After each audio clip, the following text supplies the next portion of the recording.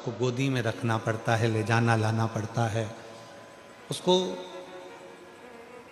अपनी इंद्रियों का भी ध्यान नहीं रहता कि उसको वॉशरूम आई है, कि उसको कुछ खाना है या पीना है या कुछ, उसको सुध नहीं।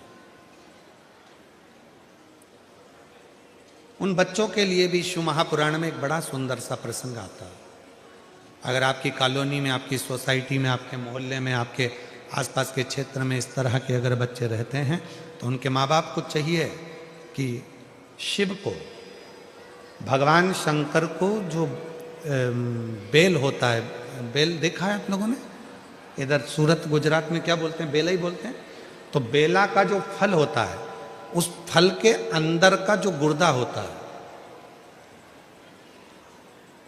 फल के अंदर का जो गुर्दा होता है, उस गुर्दे को सुखाकर, उसको बाद में जलाकर उसकी भस्म अच्छी पीस कर तैयार करो। और जिस दिन सोमवार की अष्टमी हो, सोमवार के दिन अगर अष्टमी की तिथि पड़ जाती है या अष्टमी के दिन सोमवार पड़ जाता है, तो उस दिन देवाधिदेव महादेव को, अगर मंदिर में आप वो भस्म नहीं चढ़ा सकते तो घर में ही उस बाबा को थोड़ी सी चुटकी भरकर भस्म, वो जो बेले की भस्म बनाई है वो शिव को समर्पित कर दो। उसी भस्म को निकालकर उठाकर, जो डब्बी में ज़्यादा भस्म है उसी में उसको डाल लो, और उस भस्म को बिल्कुल पिसी बारीक एकदम महीन भस्म को, जो बच्चा राल टपकाता है या उसका शरीर का विकास नहीं होता है, शरीर कमज़ोर है, वो उठ नहीं सकता, बैठ नहीं सकता, इंद्रियों का भान नहीं रहता, उस बच्चे को यदि थोड़ी थोड़ी भस्म प्रदोष समय के पहले, प्रदोष काल के पहले, शाम के समय के पहले अगर उस भस्म को थोड़ी सी मात्रा में, जरा सी मात्रा में अगर उसकी जिह्वा पर लगाया जाए तो धीरे धीरे उसकी इंद्रियां काम करना प्रारंभ कर देती है। इंद्रियां काम करती हैं। डॉक्टर का भी इलाज करवाओ, डॉक्टर को भी दिखाते रहो, क्योंकि डॉक्टर शिव का एक रूप मानते हैं शिव पुराण में। और साथ में शिव जी पर भरोसा भी करो, विश्वास। और जिस समय पर आप उलझन में फंसे, जिस समय पर आपका विवेक काम ना करे, जिस समय आपको लगे कि मैं बहुत बड़ी उलझन में फंस गया हूं, अब मेरे पास में निर्णय नहीं हो पा रहा, उस समय पर थोड़ी देर शंकर भगवान के मंदिर में जाकर बैठना। और अगर मंदिर ना जा सको तो अपने घर में बैठना और श्री शिवाय नमस्तुभ्यम का उच्चारण करना, नमः शिवाय का उच्चारण करना, ओम नाद करना और ओम नमः शिवाय का उच्चारण करना। थोड़ी देर गहरी सांस लेकर ओम नमः शिवाय का उच्चारण करना। जब प्रारंभ करेंगे, नेत्र बंद रहेंगे, भुकुटी तनी रहेगी, उस समय पर शिव स्वयं तुम्हारी बुद्धि में आकर विराजमान हो जाएगा। स्वयं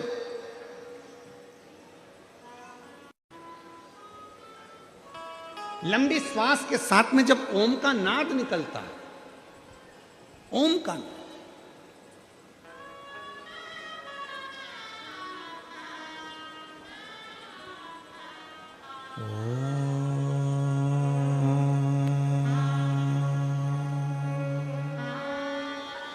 नमः। जितने भी बैठे हैं सावधान मुद्रा में बैठकर 5 बार ओम का लंबा स्वर और नमः शिवाय का स्मरण कर कर देखिएगा। नेत्र थोड़े से बंद रहेंगे, भुकुटी में आपका ध्यान रहेगा, मस्तक के केंद्र बिंदु ब्रह्मांड में आपकी बुद्धि जाएगी और आप शिव से ये आह्वान करेंगे कि मुझे अच्छी बुद्धि, अच्छा विवेक दीजिए, मुझे ऐसा बुद्धि और ऐसा विवेक दीजिए कि जिंदगी में मैं कभी धोखा ना खाऊं, किसी के दरवाजे पर जाकर मुझे मांगने की जरूरत ना पड़े, जो मिले तेरे दरवाजे से मिले। शिव तेरे साक्षीकरण मेरे ब्रह्मांड के केंद्र बिंदु में हो, ऐसा स्मरण कर कर सावधान मुद्रा में ओम का लंबा नाद, साथ में नमः शिवाय का स्मरण।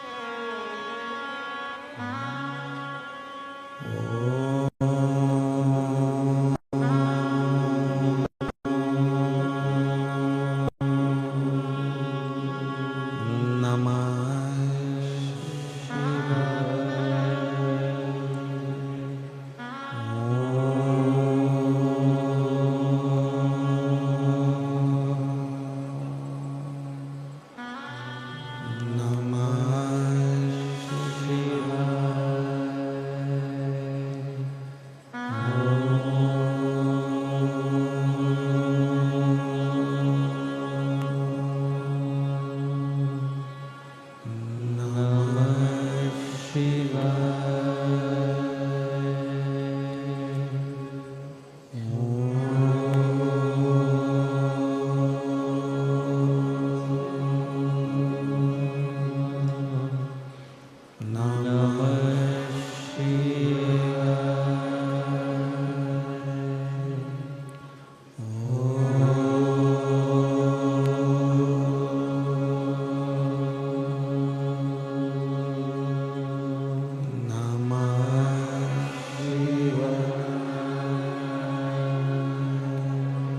दोनों हाथों को नेत्रों पर लगाइए और ब्रह्मांड को अपने मस्तक के बीच में अपने हाथ का स्पर्श करिए।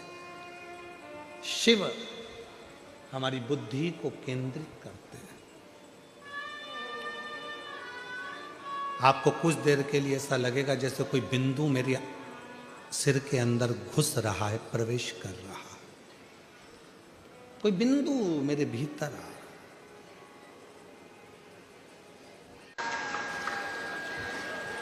शिव कथा को केंद्रित करने का प्रयास करती है और ये मन केंद्रित कब होगा? जब हम अपने चित्त को, अपनी वृत्ति को, अपने मन को भगवान शिव की शरणागति की ओर लेकर जाए। जब तक हम इस मन को भगवान शिव तक लेकर नहीं जाते, तब तक ये मन यहाँ वहाँ डोलता रहता है, भटकता रहता है।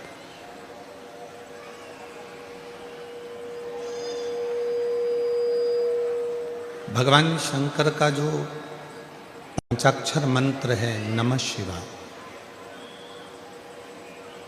भगवान शंकर का जो षडाक्षर मंत्र है ओम नमः शिवाय, या भगवान शंकर का जो मंत्र है श्री शिवाय नमस्तुभ्यं, ये जितने भी शिव के जो मंत्र हैं, भगवान शंकर के जितने भी मंत्र हैं, ये ध्यान को केंद्रित करने के।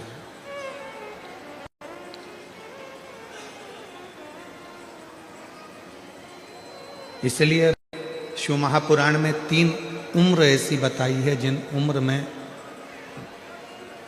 हमें अपने मस्तक पर किसको बिठाना चाहिए, ये बताया गया।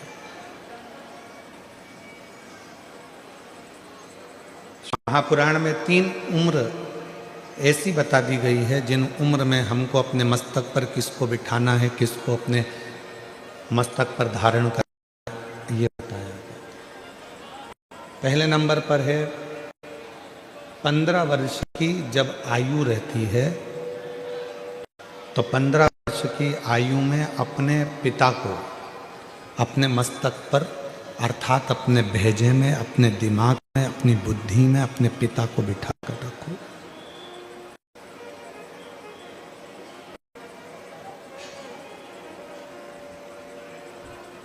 पंद्रह वर्ष की आयु में जब पिता 15 वर्ष की आयु में जब पिता हमारी बुद्धि में होंगे, हमारे मस्तक पर होंगे, हमारी दिमाग में होंगे, तो हम कहीं गलत जगह पर नहीं जा पाएंगे। एक 15 वर्ष की आयु ऐसी आयु होती है जिसमें बच्चे भटक जाते हैं, बेटा बेटियां मार्ग से भटकने का प्रयास करते। और जिस बेटा बेटी के दिमाग में, बुद्धि में, मस्तक पर पिताजी बैठे होते हैं, अर्थात उसको ये मालूम होता है कि मेरे पिताजी का मान है, सम्मान है, इज्जत है। अगर गलत जगह पर जाऊंगा तो मेरे पिता का मान घट जाएगा। मैं गलत चीज खाऊंगा तो लोग मेरे पिताजी को क्या कहेंगे। मैं गलत जगह पर खड़ा रहूंगा तो लोग मेरे पिताजी को क्या कहेंगे। 15 वर्ष की आयु में पिता को अपने मस्तक पर बिठा लो, अर्थात अपनी बुद्धि में बिठा लो कि मुझे मेरे पिता की मर्यादा का ध्यान रखना है और अपने पथ को भ्रष्ट नहीं होने देना है, मार्ग को विभाजित करना है।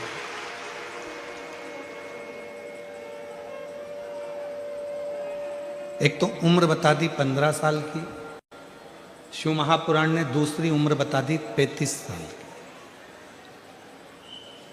कि जब 35 वर्ष की उम्र हो, शादी हो जाए, बच्चे हो जाएं, तब हमें अपने मस्तक में किसको बिठाना है? तो कहा अपनी औलाद को, अपने बच्चों को, अपना बेटा बेटी को अपने सिर पर, अपने मस्तक में, अपनी बुद्धि में, अपने विचारों में बिठा। अपने बेटा बेटी को जब तुम 35 साल 15 साल के हो तो पिता को सिर पर बिठाओ, पिता को बुद्धि में बिठाओ, पिता को चित्त में बिठाओ। 35 साल के हो गए तो अपने बेटा बेटी को अपनी बुद्धि में बिठाओ, अपने सिर पर बिठाओ, अपने मस्तक पर बिठाओ, अपने दिमाग में अपने बेटा बेटी को बिठा लो कि अब मैं 35 साल का हो गया हूँ, मेरे घर में एक बेटे ने, मेरे घर में बेटी ने जन्म ले लिया है। अगर मैं नशा कर आऊँगा तो लोग मुझसे तो कम मेरे बच्चों से ज़्यादा कहेंगे कि तेरा बाप नाली में पड़ा हुआ था, तेरा पिता गंदी जगह पर।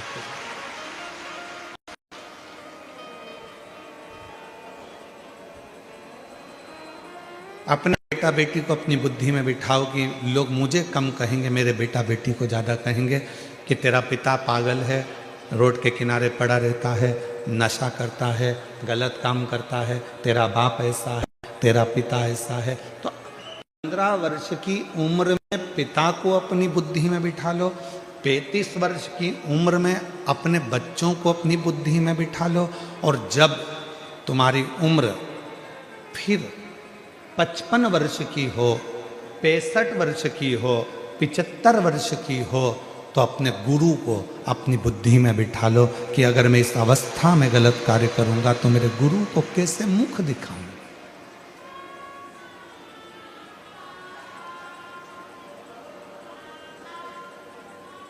मैं अपने गुरु के सामने कैसे जाऊंगा, कैसे मुंह दिखाऊंगा कि मैंने अपनी पूरी जिंदगी अच्छे से निकालना था और मैंने अपनी जिंदगी को बिगाड़ दिया।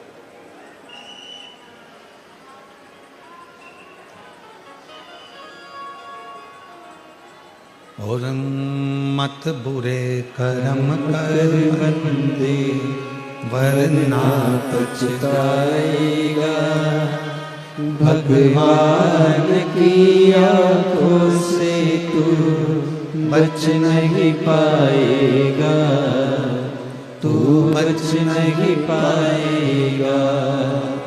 अरे ओ अज्ञानी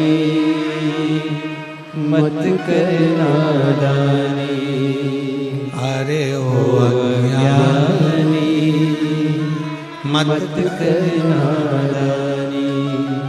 तेरे कर्म का फल भी तू ही पाएगा, जैसा किया तूने तेरे आगे आएगा। मत बुरे कर्म कर बंदे वरना पछताएगा, भगवान की आंखों से तू बच नहीं पाएगा, तू बच नहीं पाएगा।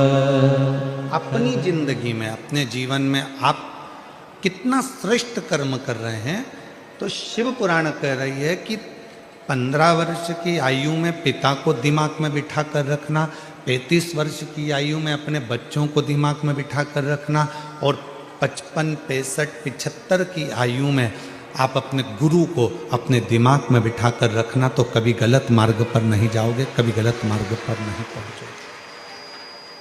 जिसके बचपन में पिता उसकी बुद्धि में बैठा रहता है, तो बेटा हो चाहे बेटी हो, वो कभी गलत मार्ग पर नहीं जाते।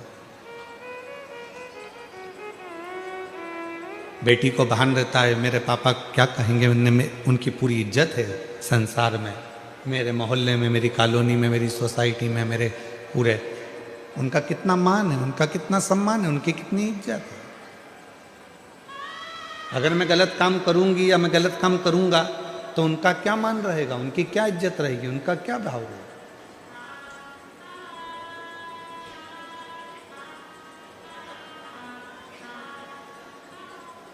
जिस बच्चे की जिंदगी में उसका पिता उसकी बुद्धि में बैठा होता है, वो बच्चा कभी गलत काम नहीं कर सकता,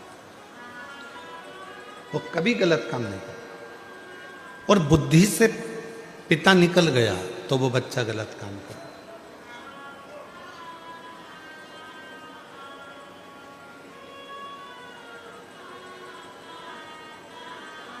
शिव महापुराण की कथा में भगवान गणेश जी का पवित्र चरित्र आता है।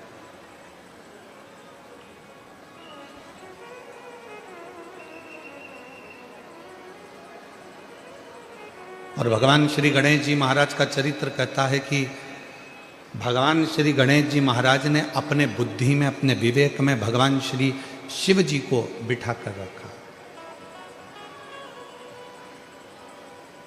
दुनिया के लोग कहते हैं कि बुद्धि के देवता भगवान श्री गणेश जी महाराज हैं। कौन है? जम के बोलो, बुद्धि के देवता कौन है? गणेश जी महाराज। पर कोई तुमसे पूछे कि बुद्धि के देवता को बुद्धि का देवता बनाने वाला कौन है, तो आपको उत्तर देना पड़ेगा कि उनको बुद्धि का देवता बनाने वाला केवल एक है। नहीं तो माता पार्वती जी ने तो अपने तन का उपटन निकाला था, और पार्वती जी ने अपने तन का उपटन निकालकर उसका एक पुतला तैयार करा था। अब उस पुतले में प्राण दे दिया गया था।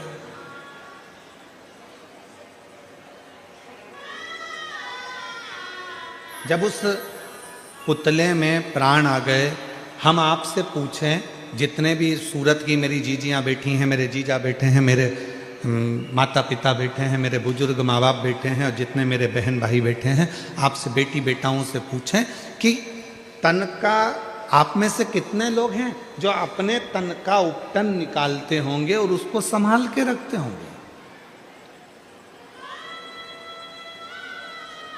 कोई नहीं।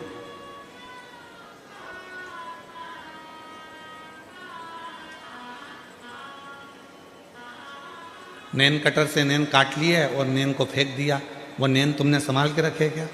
जम के तो बोलो, नहीं।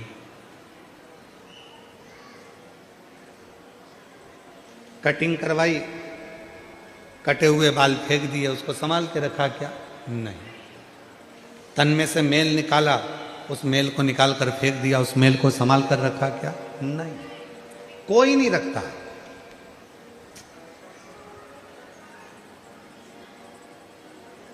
अब उस कटे हुए नख में क्या बुद्धि होगी? कटे हुए बाल में क्या विवेक होगा, बुद्धि होगी? या तन के उस मेल में क्या बुद्धि होगी, क्या विवेक होगा? पार्वती मैया ने अपने तन के उपटन से भगवान श्री विनायक को प्रकट किया, भगवान श्री गणेश जी महाराज को प्रकट किया, और प्रकट कर कर दरवाजे पर ले जाकर बिठा दिया कि अंदर किसी को मत आने देना। परंतु भगवान शंकर उस दरवाजे पर आ गए, और भगवान शंकर ने भगवान विनायक की उसी दरवाजे पर 3 परीक्षा ली। दुनिया के लोग कहते हैं कि भगवान ने उसका सिर काट दिया, पर परीक्षा 3 लिए। भगवान श्री शिव जी ने, भगवान शंकर ने 3 परीक्षा ली, और वो 3 परीक्षा, पहले नंबर की परीक्षा ली बालक से कि बालक तुम कौन हो? तो बालक ने कहा, मेरी माता अंदर स्नान कर रही है, मैं उनका पुत्र हूं।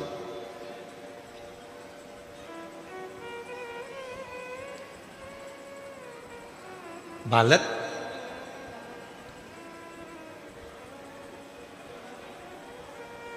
तुम किनके पुत्र हो? मेरी माता अंदर स्नान कर रही है, मैं उनका पुत्र हूं। शंकर भगवान समझ गए कि पार्वती मैया ने भले इस बालक को प्रकट करा, पर इसमें बुद्धि नहीं है, इसमें विवेक नहीं है, ये अपनी माता का नाम भी नहीं बता पा रहे। मेरी जीजियों, मेरे जितने जीजा बेटे हैं, जीजियां बेटी हैं, बेटियां बेटी हैं, बेटा बेटे हैं, उनसे निवेदन करूंगा, तुम्हारे घर के बच्चों को, तुम्हारे घर में जब उसकी परवरिश करो, दुनिया का कोई काम आए कि ना आए, सबसे पहले उसको अपने माँ बाप का नाम जरूर आना चाहिए कि मेरे पिता का नाम ये है, मेरी माँ का नाम ये है। मैं किस मोहल्ले का रहने वाला हूँ, किस कॉलोनी में रहने वाला हूँ, किस सोसाइटी में रहने वाला हूँ। अगर बच्चा खोता है तो कम से कम मालूम तो पड़ जाए कि यहाँ का है।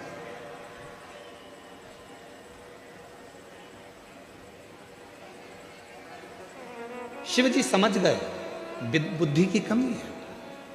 दूसरे नंबर पर भगवान शंकर ने परीक्षा ली और कहा कि मुझे अंदर जाने दो, और बालक ने उद्दंडता करना प्रारंभ कर दी। इतना अपशब्द बच्चे ने कहना प्रारंभ करा। शंकर भगवान समझ गए कि इसमें विवेक की, इसमें बुद्धि की कमी है।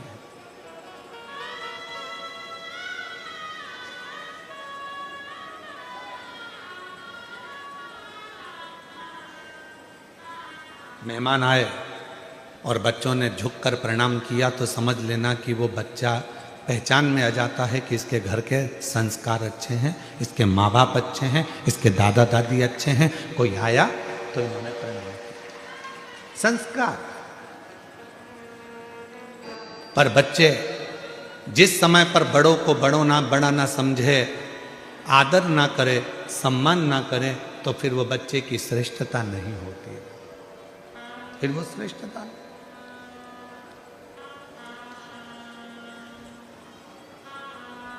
शिव जी जान गए ये उद्दंडता कर रहा है, अपशब्द कह रहा है, तो शिव जी समझ गए कि इसमें बुद्धि नहीं है। 3 परीक्षा मेरे भोले बाबा ने 3 परीक्षा ली और तीनों परीक्षा में विनायक जिस समय पर उपटन से जो पुतला बना था, 3 परीक्षा में मेरे शंकर भगवान ने उसको देख लिया। पहले नंबर पर अपनी माता का नाम नहीं बता पाया, दूसरे नंबर पर उद्दंडता में शिवजी को अपशब्द कह दिया, और तीसरे नंबर पर भगवान शंकर ने जैसे ही शस्त्र उठाया मारने के लिए, तो उसने भी अपना शस्त्र उठा लिया शिवजी को मारने के लिए। समझ नहीं पाया कि ये उम्र में बड़े हैं।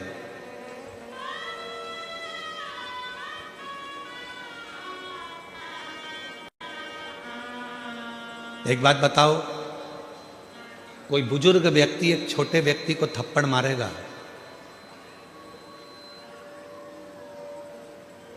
तो कोई दिक्कत है क्या? जम के बताओ, नहीं। पर कोई छोटा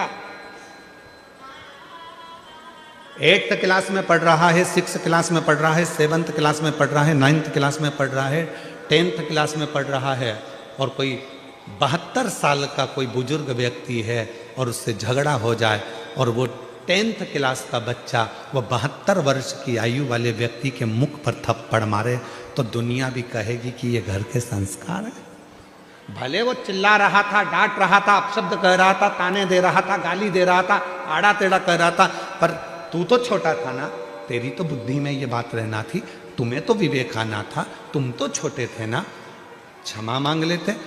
वो डांट भी देते, मार भी देते, लड़ाई भी कर लेते, कुछ कह भी देते तो चल जाता, पर तुम छोटे होकर बड़े पर हाथ उठा रहे हो, ये श्रेष्ठता नहीं। 3 परीक्षा, 3 परीक्षा, और वो 3 परीक्षा जो ली गई, वो 3 परीक्षा में बालक फेल होता चला गया, तीनों परीक्षा में फेल।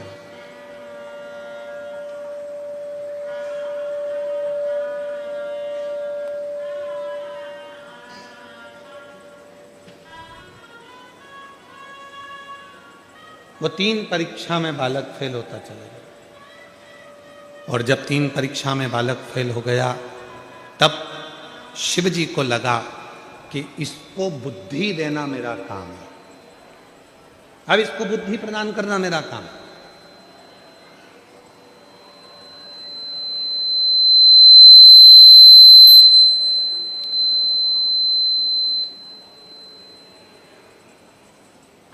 अब इसको बुद्धि देना पड़ेगा मुझे, अब बुद्धि प्रदान करना पड़ेगा मुझे। दुनिया के लोग कहते हैं भगवान श्री गणेश जी महाराज बुद्धि के देवता हैं। शिव महापुराण की कथा कहती है कि गणेश जी महाराज को भी अगर बुद्धि प्रदान कर रहे हैं तो वो मेरे देव अधिदेव महादेव प्रदान कर रहे हैं, मेरे शिव।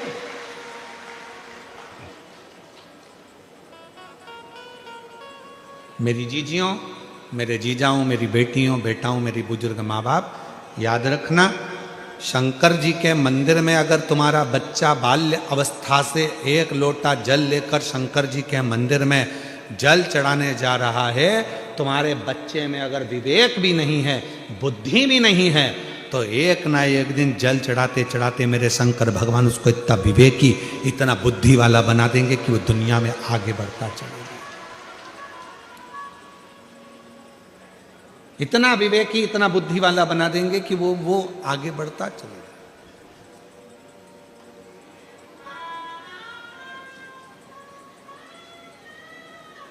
इतना विवेकी, इतना बुद्धि। अब आपको क्या सिखाना है अपने घर के बच्चों को कि तुम जाओ शंकर जी के मंदिर में 1 लोटा जल चढ़ाओ, शिव जी के मंदिर में जाओ 1 लोटा जल चढ़ाओ? क्यों? क्योंकि हमारे बच्चे को विवेकवान अगर बनाना है तो शिव की शरणागति बहुत जरूरी है।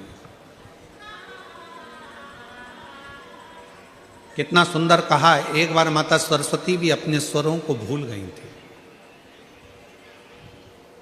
एक बार माता सरस्वती ने भी अपने स्वर छोड़ दिए थे, स्वर भूल गई थी। श्रीशैलम पर पहुंची और श्रीशैलम पर पहुंचकर नटराज भगवान शंकर की आराधना करना प्रारंभ करी। और जैसे ही नटराज भगवान शंकर की आराधना करना प्रारंभ करी तो भगवान तुमरुका जी प्रकट हुए और तुमरुका जी को शिव जी ने कहा माता सरस्वती कुछ चाहती हैं। तुमरुका जी ने कहा उनके स्वर उनको चाहिए, उनका गायन उनको चाहिए, उनका नृत्य उनको चाहिए, उनका संगीत उनको चाहिए। तब भगवान शंकर ने माता वीणा वादनी जी को भी, माँ बागेश्वरी को भी, माँ सुंदर वीणा वादनी को भी, माँ सरस्वती को भी मेरे शंकर भगवान ने स्वर प्रदान कर दिए थे। ऐसे मेरे देवाधिदेव महादेव हैं, ऐसे मेरे भगवान शंकर हैं जो सरस्वती को भी स्वर प्रदान कर देते हैं, जो गणेश जी को बुद्धि प्रदान कर देते हैं, जो गणेश जी को रिद्धि सिद्धि प्रदान कर देते हैं और दुनिया का सुख देने के लिए गणेश जी को शुभ लाभ दे देते हैं, अमोद प्रमोद दे देते हैं और दुनिया को शीतलता देने के लिए संतोष रूपी धन संतोषी भी प्रदान कर देते हैं। वो शिव। एक प्रसंग और मिलता है बुद्धि का। शिव महापुराण में एक प्रसंग बुद्धि का और मिलता है, बड़ा सुंदर प्रसंग है। एक संत ने, जो शंकर जी की आराधना करने वाले थे, साधना करने वाले थे, ऐसे एक संत ने संकल्प ले लिया था 1 वर्ष तक झूठ नहीं बोलूंगा, सत्य पर चलूंगा।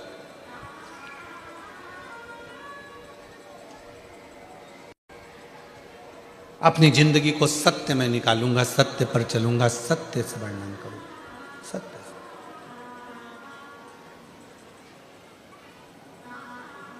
और तपस्वी संत बैठ गए तब साधना करने के लिए, साधना में डूब गए तपस्वी से।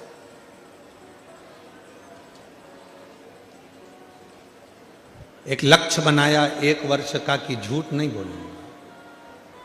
हम आप लोगों से भी निवेदन करते हैं कि आप शिव जी को मानने वाले जितने भी शंकर जी के भक्त हैं उनसे निवेदन है, पूरे साल आप सत्य नहीं बोल सकते, 6 महीना सत्य नहीं बोल सकते, 3 महीना सत्य नहीं बोल सकते, तो हमारा तो निवेदन है 12 महीने में 12 शिवरात्रि आती है, उस शिवरात्रि के दिन भले आप व्रत करें चाहे ना करें, एक व्रत धारण कर लो कि आज के दिन मैं झूठ नहीं बोलूंगा, सुबह से शाम तक मैं केवल सत्य ही बोलूंगा। आप मत बोलो, हमें मालूम है तुम पूरी साल सत्य नहीं बोल पाओगे, और अगर सही में सत्य बोल दोगे तो हो सकता है कि घर में झगड़ा भी हो जाए। हो सकता है वो एक कथा मिलती है ना कि एक बहुत विद्वान महाराज, बहुत विद्वान पंडित जी, इतने विद्वान लोग कहते थे इतने विद्वान पंडित जी तो मरेंगे तो सीधे स्वर्ग जाएंगे, और पंडित जी मरे तो नरक चले गए। अब इतने विद्वान पंडित जी जब नरक गए तो नरक में मोहल्ले के भी गए बहुत सारे, तो उन्होंने पूछ लिया क्यों पंडित जी, तुम तो इतनी बड़ी सोसाइटी में रहते थे, तब भजन करते थे, तब प्रवचन करते थे, इतनी कथा कहते थे, और तुम मरने के बाद में नरक आ गए, तुम्हें तो स्वर्ग जाना था, आखिर तुम नरक क्यों आए? पंडित जी बोले मैं मेरी ओर नहीं आया, मेरी पत्नी के कारण नरक आया। तो तुम तुम्हारी पत्नी के कारण नरक क्यों आए? तो कहा मैं बस कहीं पर भी निकलता था, रोज सुबह के समय पर मेरी पत्नी तैयार होकर आती और मुझसे पूछती कि मैं कैसी लग रही, बस उसी के चक्कर में मैं नरक पहुंच गया। तो तुम उसके चक्कर में नरक कैसे पहुंच गए? तुम मेरे को रोज सुबह से मेरी पत्नी पूछती मैं कैसी लगती हूँ और मुझे बोलना पड़ता था तुम बहुत अच्छी लगती है। मतलब मेरे को रोज सवेरे सवेरे एक झूठ बोलना पड़ता था, लगती अच्छी नहीं थी फिर भी कहना पड़ता, इसी के चक्कर में मैं नरक पहुंच गया। बस वो एक चक्कर था। तो मेरी जीजियों आप लोगों से भी निवेदन है, मेरे जीजा जी से रोज मत पूछा करो कि मैं कैसी लग रही हूँ। और बापड़ा तुम्हारे चक्कर में स्वर्ग की जगह नरक पड़ी जावे, कहा मतलब था, मैं कैसी लग। ये मेरी पत्नी के चक्कर में हो। तो कहा तुम पूरा समय अगर सत्य नहीं बोल सकते तो केवल एक दिन ऐसा निकालो कि उस दिन मैं सत्य बोलूंगा। और सत्यम शिवम,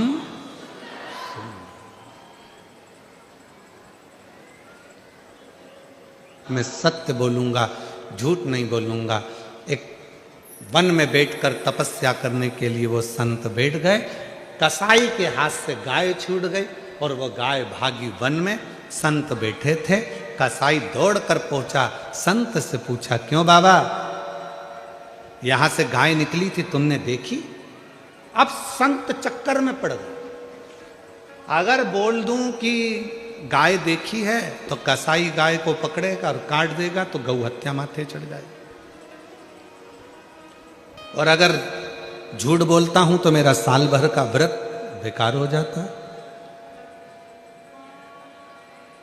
अगर झूठ बोलता हूं तो मेरा वर्ष भर का व्रत बेकार हो जाता है।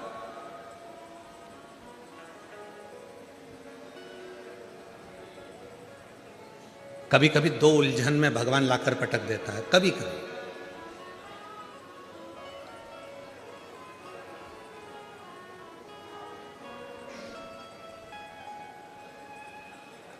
और वो दो उलझन में परमात्मा ने लाकर छोड़ दिया सत्य के साथ। कसाई पूछ रहा है, बाबा जल्दी बताओ मेरी गाय देखी क्या? अगर बता दूंगा तो गाय कट जाएगी, गौ हत्या माथे चढ़ जाएगी। और अगर नहीं बताऊंगा, झूठ बोल दूंगा, तो ये लगेगा कि मैंने 1 साल का नियम लिया था, मेरा सत्य चलेगा। अब ऐसी उलझन में करूं क्या? तो जो संत शिव की साधना करने बैठे था, उस संत ने कहा, हे भोले बाबा, मुझ में बुद्धि नहीं है, विवेक नहीं है। जैसे आपने गणेश जी को बुद्धि का देवता बनाया, आज थोड़ी देर के लिए मुझे बुद्धि प्रदान करो, जिससे मेरा मार्ग प्रशस्त हो सके और मेरा सत्य भी रह जाए और गौ माता भी रह जाए और ये जीवन भी श्रेष्ठ बन जाए। ऐसी मेरी बुद्धि कर दीजिए। और जिस समय पर आप उलझन में फंसे, जिस समय पर आपका विवेक काम ना करे, जिस समय आपको लगे कि मैं बहुत बड़ी उलझन में फंस गया हूं, अब मेरे पास में निर्णय नहीं हो पा रहा, उस समय पर थोड़ी देर शंकर भगवान के मंदिर में जाकर बैठना। और अगर मंदिर ना जा सको तो अपने घर में बैठना और श्री शिवाय नमस्तुभ्यम का उच्चारण करना, नमः शिवाय का उच्चारण करना, ओम नाद करना और ओम नमः शिवाय का उच्चारण करना। थोड़ी देर गहरी सांस लेकर ओम नमः शिवाय का उच्चारण करना। जब प्रारंभ करेंगे, नेत्र बंद रहेंगे, भुकुटी तनी रहेगी, उस समय पर शिव स्वयं तुम्हारी बुद्धि में आकर विराजमान हो जाएगा। स्वयं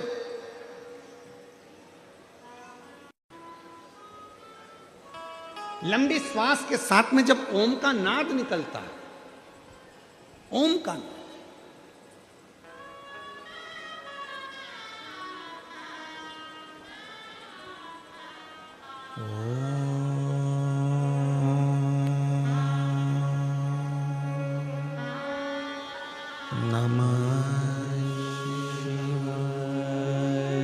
जितने भी बैठे हैं सावधान मुद्रा में बैठकर 5 बार ओम का लंबा स्वर और नमः शिवाय का स्मरण कर कर देखिएगा।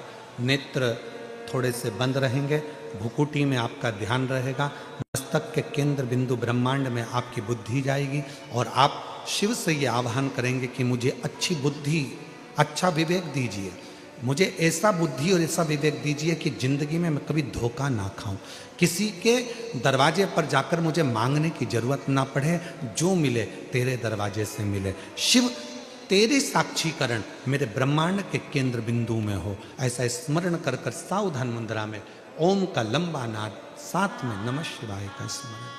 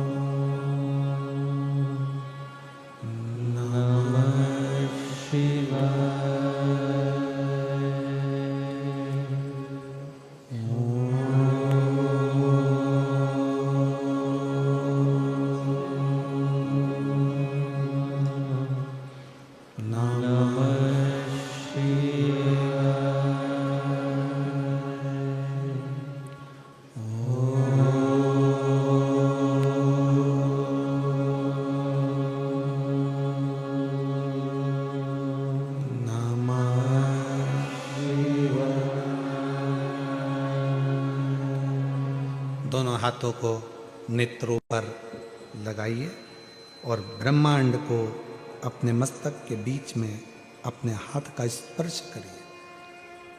शिव हमारी बुद्धि को केंद्रित करते हैं। आपको कुछ देर के लिए ऐसा लगेगा जैसे कोई बिंदु मेरे सिर के अंदर घुस रहा है, प्रवेश कर रहा है, कोई बिंदु मेरे भीतर आ रहा है।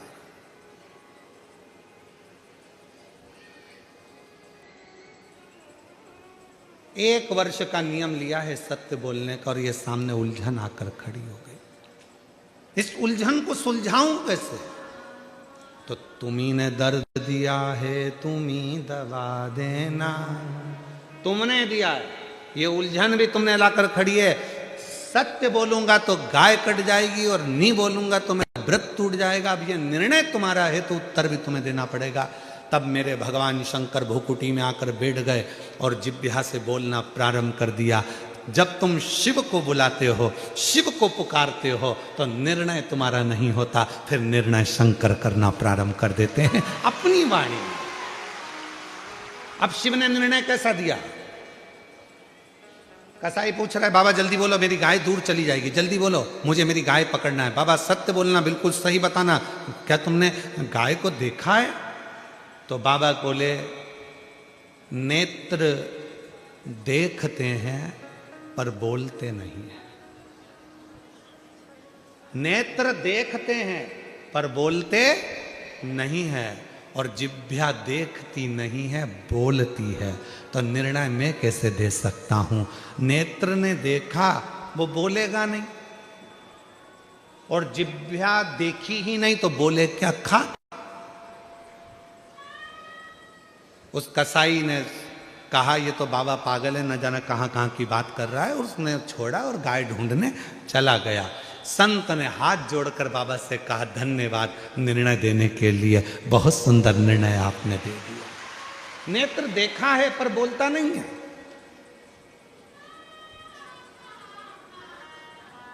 कभी कभी अपने घर की मर्यादा को बचाने के लिए, कभी कभी अपने घर की मर्यादा को रखने के लिए, कभी कभी अपने घर की मर्यादा को सुरक्षित रखने के लिए घर के बुजुर्गों को भले आंखों से वो कुछ भी देख लें पर उनकी जिह्वा बोलती नहीं है,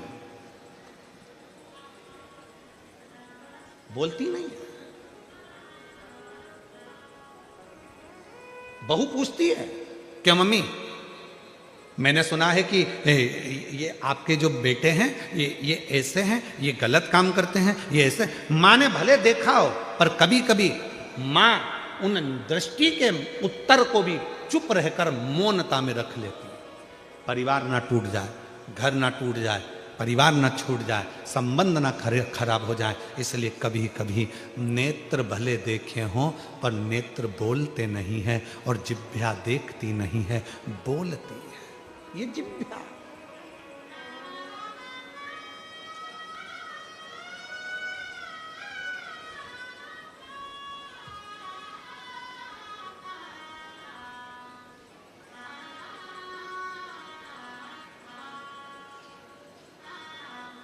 तुम्हारे यहां लड़ाई में बंदूक चलती है?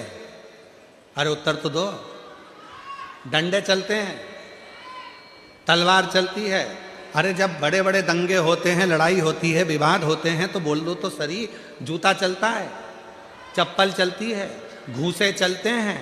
अरे और घूसे चलते हैं, ये सब बाद में चलते हैं, सबसे पहले जीवान चलती है। अगर ये जीवान नहीं चले तो तलवार भी नहीं चले, घूसा भी नहीं चले, जूते भी नहीं चले, चप्पल भी नहीं चले, बंदूक भी नहीं चले और तलवार भी नहीं चले। अगर ये जीवान नहीं चले तो सबसे सबसे पहले चलती है जीवान, और जीवान चलती है तब जीवान जीवान की लड़ाई इतनी बढ़ जाती है कि आखिरी में तलवार चलती है, फिर बंदूक चलती है, फिर फरसे चलते हैं, जूता चलता है, चप्पल चलता है, घूसे चलते हैं। कब चलते हैं? जब जीवान चलती है। इसलिए निवेदन है, ये सब अपने जगह पर रखे कि रखे रहेंगे, एक भी नहीं चलेगा अगर तुम्हारी जीवान ना चले तो। जीवान को कंट्रोल में रखो, जीवान कंट्रोल। जिह्वा कंट्रोल में होगी तो किसी की सामर्थ्यता नहीं है कि कहीं का जूता उठा के चला दे। चलाए बा दुकान है अपनी तो काय की उड़ाने की, तो क्या मेरी भी उड़ाने की? तो तुम्हारी क्या क्या मेरी पतंग उड़ाने की है, और तुम्हारी क्या अफवाह उड़ाने की? फालतू की चीज मैं ही उड़ाता हूं।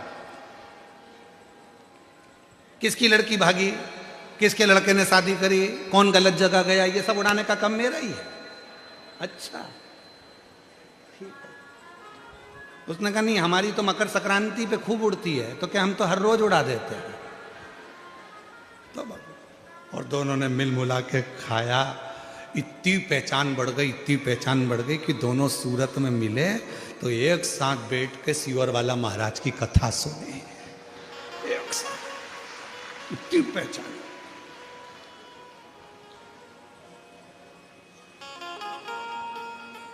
अभी ट्रेन के लोग देख रहे थे, इतनी भयंकर लड़ाई चल रही थी कि जूता चप्पल चल जाते, एक दूसरे की गिरबान पकड़ ली, लड़ लिए, झगड़ लिए, पर वो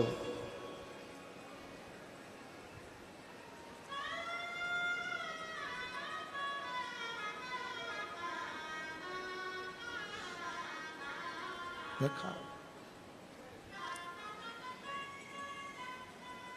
और ऐसा नहीं है कि वहीं पर काम ये होता है, कई लोग कथा में भी आते हैं, वो धीरे धीरे बैठकर जेब में से निकाल के मल लेते हैं, फिर भजन का इंतजार करते हैं, बाबा भजन कब गाएगा। और महाराज जी ने जैसे ही भजन गाया, भोला सब दुख काटो,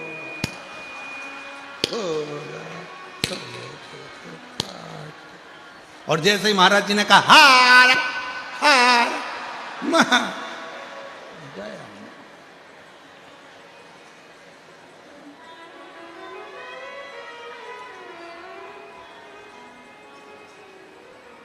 इतनी समझदार। अरे तेरी कृपा का क्या है भरोसा, किस पर हो जरा हम जरा सी हम कर दो, जिस पर भी हो गई तेरी कृपा करुणा, वो भव पार हुआ, भव पार हुआ। पापी हो जाए कितना उसका भी बाबा उद्धार हुआ, उद्धार हुआ।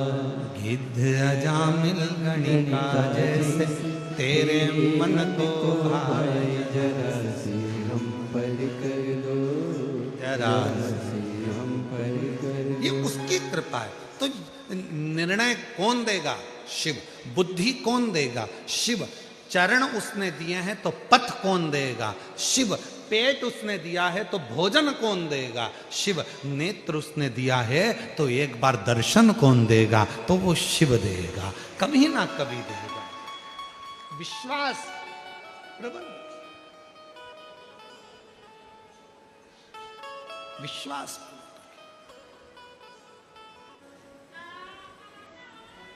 जब आपने विचार कर लिया कि मेरी बुद्धि मेरी नहीं है, शिव देंगे, मैं अड़चन में फंसी हुई हूं, मैं सोच नहीं पा रहा कि मैं क्या करूं, कोई निर्णय नहीं हो पा रहा, तब उस शिव को बुला। श्री शिवाय नमस्तुभ्यं, श्री शिवाय नमस्तुभ्यं, श्री शिवाय नमस्तुभ्यं, श्री शिवाय नमस्तुभ्यं, श्री शिवाय नमस्तुभ्यं, श्री शिवाय नमस्तुभ्यं। तब निर्णय देगा तो शिव देगा। पार्वती मैया ने अपने तन के उपटन से बालक का निर्माण तो कर दिया, पर उसमें विवेक कहां से आए, बुद्धि कहां से?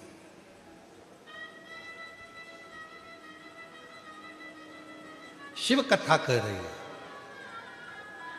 मनुष्य निर्माण करता है तो वो निर्माण की वस्तु एक ना एक दिन टूटती जरूर है, और परमात्मा जिस चीज का निर्माण करते हैं उसको दुनिया की कोई सामर्थ्यता नहीं कि वो तोड़ दे। घर आपने बनाया टूट जाएगा, गाड़ी आपने बनाई टूट जाएगी। ये शरीर मां के गर्भ में माता और पिता की देन है, तो उसने निर्माण करा, तो ये भी हाथ पैर सब टूट सकते हैं। गाड़ी टूट जाएगी, दुकान टूट जाएगी, जमीन, सब जो चीज है आपके पास में आपने जिसका निर्माण करा वो टूट सकती है, पर परमात्मा जिसका निर्माण करते हैं वो कभी नहीं टूटती। ये शरीर भी आपका बनाया हुआ है, अर्थात माता और पिता का बनाया हुआ है, इसलिए हाथ भी टूट जाता है, पांव भी टूट जाता है, नाक भी टूट जाती है, ये कान भी टूट जाता है, पांव की घुटने भी टूट जाते हैं, पर परमात्मा ने एक चीज ऐसी बनाई जो दुनिया में कोई नहीं तोड़ सकता, वो है उसकी आत्मा, उसका हृदय, उसकी आत्मा। जिस आत्मा को कोई नहीं तोड़ सकता, वो आत्मा को ना तो कोई छेदित कर सकता है, ना पानी गीला कर सकता है, ना अग्नि जला सकती है, ना वायु सुखा सकती है। वो आत्मा एक ऐसी परमात्मा ने बनाई है, उसको कोई खंडित कर ही नहीं सकता। मनुष्य निर्माण करता तो खंडित हो जाती, मनुष्य अगर कुछ बनाता तो वो टूट जाता। मनुष्य ने अगर कुछ बनाया है तो वो टूटेगा ही, निश्चित है। कोई ने अगर सामान बनाया है तो टूटेगा, घड़ी बनाई तो टूटेगी, झूमर बनाया टूटेगा, बंगला बनाया टूटेगा, सब टूटने वाली सामग्री। मनुष्य जो बनाता है वो एक ना एक दिन, 100 साल में, 50 साल में, 25 साल में, 200 साल में, 400 साल में, 500 साल में टूटेगा जरूर, पर जो परमात्मा ने बनाया वो कभी जिंदगी में नहीं टूटता, वो अजर और अमर है, और इसलिए आत्मा अजर और अमर मानी गई है। ये कभी नहीं टूटती, कभी नहीं टूटती।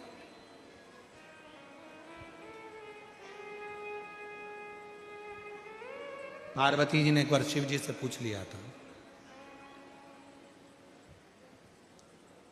आप जब इस आत्मा को अमर कर सकते हो,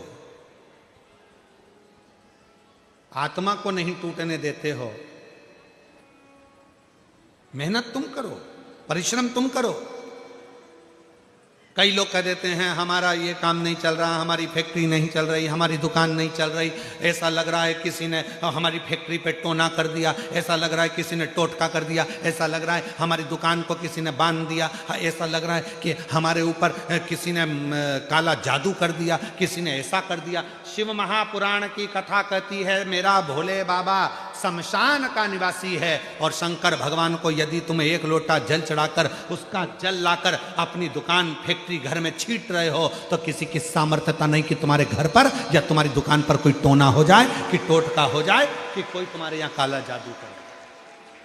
किसी की सामर्थ्यता नहीं है कि कोई तुम्हारे ऊपर जादू करे, कि टोना करे, कि टोटका करे। ये भ्रम हमारा, ये भ्रांति हमारे भीतर।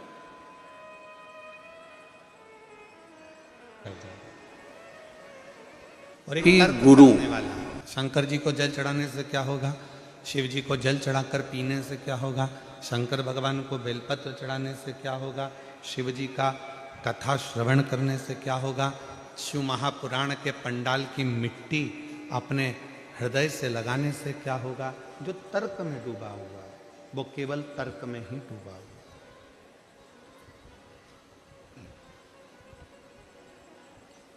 वो भगवान के करीब में नहीं जा पा, पर जो तर्क से ही परे हो गए, जिसने अविरल विश्वास, अविरल भरोसा परमात्मा पर कर लिया, फिर वो किसी तर्क में नहीं पड़ता, न किसी के कहने में पड़ता है। वो तो एक लोटा जल लेकर देवाधिदेव महादेव के मंदिर में जाना प्रारंभ कर देता है, शिव के मंदिर तक फिर वो जाना प्रारंभ, फिर वो पढ़ता नहीं है। ना उसको आडंबर प्रिय लगेगा, ना उसको पाखंड प्रिय लगेगा, ना उसको कोई तर्क शास्त्र की कोई तार्किक बातें अच्छी लगेंगी, उसका तो केवल एक ही लक्ष्य रहता है कि वो परमात्मा का भजन करता, परमात्मा का स्मरण कर। जैसे हिमालय राज के यहाँ पर जब पार्वती का जन्म हुआ, उससे पहले माँ सती माता दक्ष प्रजापति के महल में जो यज्ञ चल रहा था उनके नगर में, उस यज्ञ के कुंड के सामने जाकर सती माता अपने प्राणों को त्याग देती।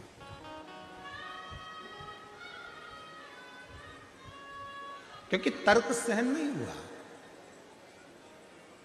सती माता से उनके पिताजी ने कहा कि शिव तो ऐसे हैं, सती माता से उनके रिश्तेदारों ने कहा, बहनों ने कहा, दामादों ने कहा कि शिव तो ऐसे हैं, सती माता से उनके भाइयों ने कहा कि शिव तो ऐसे हैं।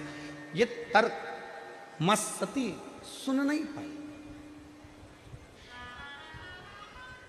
ये तर्क माता सती को श्रेष्ठ नहीं लगते हैं।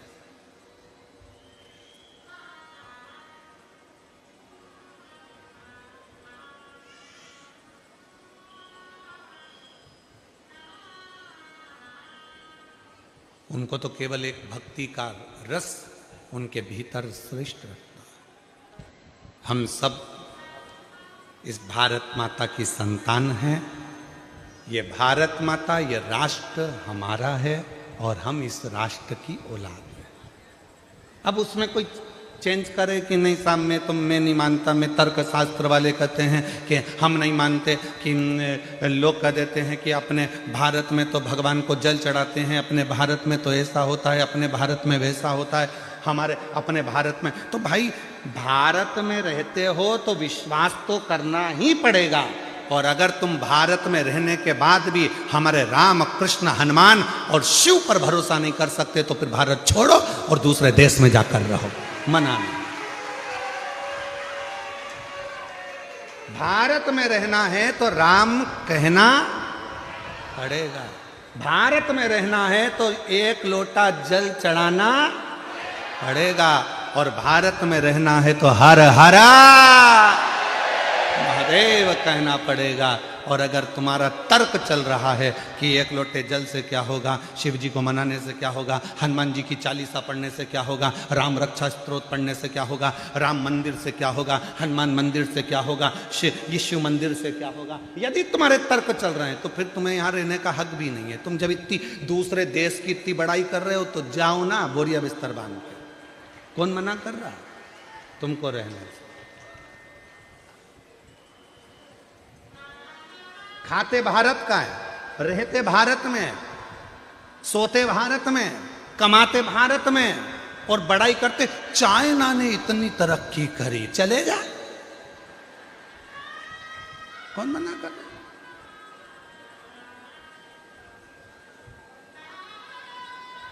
अरे चंदन है इस देश की माटी, तपोभूमि हर ग्राम है, हर बाला देवी की प्रतिमा, बच्चा बच्चा राम है। इसके सैनिक समर चंदन है इस देश की माटी, तपोभूमि हर ग्राम है, हर बाला देवी की प्रतिमा, बच्चा बच्चा।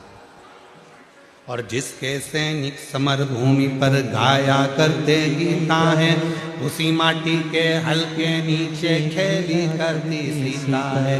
चंदन है इस देश की माटी, तपोभूमि हर ग्राम है, हर बाला देवी की प्रतिमा, बच्चा बच्चा राम है। ये वो धरा है जहाँ का एक एक कंकर शंकर है। ये वो धरा है जहाँ पर, ये वो वसुंधरा, ये वो भूमि है जहाँ पर शिव प्रकृति के रूप में विराजमान रहते हैं, प्रकृति के रूप में।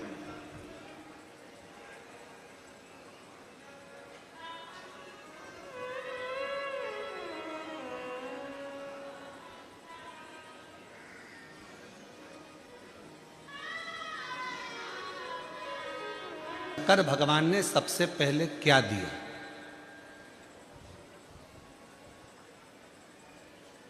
शिव महापुराण की कथा कहती है शिव को प्रकृति का देवता कहते हैं, तो शंकर भगवान ने सबसे पहले वृक्ष दिए। वृक्ष क्यों दिए? कि इस पृथ्वी को जितना हरा भरा रखोगे उतना तुम्हें किसी दवाई और गोली की जरूरत नहीं पड़ेगी। तुम्हारा स्वास्थ्य अच्छा रहेगा तो तुम्हारा भजन अच्छा है। तुम्हारा स्वास्थ्य अच्छा है तो भजन अच्छा है।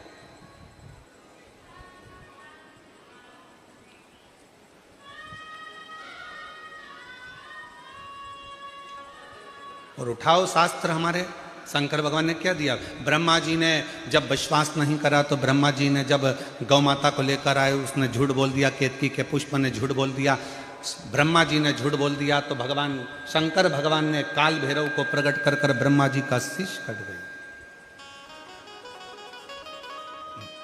और वह कटा हुआ शीश लुढ़कता गया, लुढ़कता गया। फिर भगवान विष्णु ने कहा कि शीश का क्या होगा। भगवान शंकर ने कहा तुम चिंता मत करो, मैं इसको वृक्ष बना देता हूं। इस पृथ्वी पर सबसे पहला वृक्षारोपण अगर किसी ने करा है तो मेरे देव अधिदेव महादेव ने बट वृक्ष का रोपण करा है। इस भूमंडल पर सबसे पहला वृक्षारोपण अगर किसी ने करा तो मेरे शंकर भगवान ने ब्रह्मा जी के कटे हुए शीश को बट वृक्ष बना दिया था। और दूसरी बार फिर मेरे शंकर भगवान ने जब लक्ष्मी जी ने साधना करी तो पार्वती के प्रतिबिंब स्वरूप, लक्ष्मी जी के प्रतिबिंब स्वरूप उनको बेलपत्री का वृक्ष बना दिया था। तीसरे नंबर पर जब शनि महाराज को तप करना था और तप साधना में लीन हो गए शनि महाराज, तब भगवान शंकर ने प्रसन्न होकर शनि महाराज को शमी का वृक्ष बना दिया था। चौथे नंबर पर जब माता पार्वती के मन में भाव आया कि मैं यहां अकेली रहूंगी काशी में, तब भगवान ने अशोक का वृक्ष प्रकट कर कर उसमें से अशोक सुंदरी को प्रकट कर दिया था। चौथा वृक्ष भी मेरे शिव जी ने लगाया था।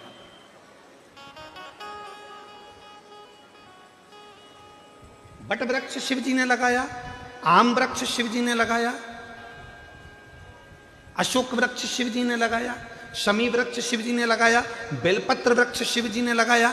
ये सारे वृक्ष भगवान शंकर जो प्रकृति के देवता हैं उन्होंने लगाए। इसलिए हम आपसे निवेदन करना चाहेंगे, आने वाले समय में फरवरी में जब महाशिवरात्रि का दिन हो, उस दिन प्रत्येक घर से एक एक वृक्षारोपण जरूर होना चाहिए। ग्रीन शिवरात्रि हमें मनाना है, ग्रीन शिवरात्रि।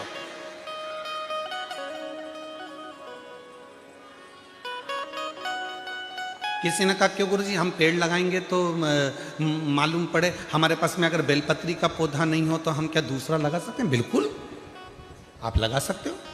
जो पौधा तुम्हें मिले वो तुम्हें रोपित करना है। इसने प्रकृति की रक्षा के लिए ग्रीन शिवरात्रि मनाइए, हम वो भी करें। लगाओ, वृक्ष से हरी भरी कर दो इस वसुंधरा को। फिर लगाओगे सब लोग? ग्रीन शिवरात्रि मनाओगे सब लोग? हाथ उठाओ जरा, सब लगाएंगे पक्का? और अकेले नहीं लगाना, अपनी अड़ोसन पड़ोसन और पीछे वाली धड़ोसन उसको भी कहना है कि एक पेड़ जरूर लगाना, ठीक है? पक्का? हर हर इस ग्रीन शिवरात्रि को, अभी आने वाले महीने में इस शिवरात्रि को ग्रीन शिवरात्रि मनाओ।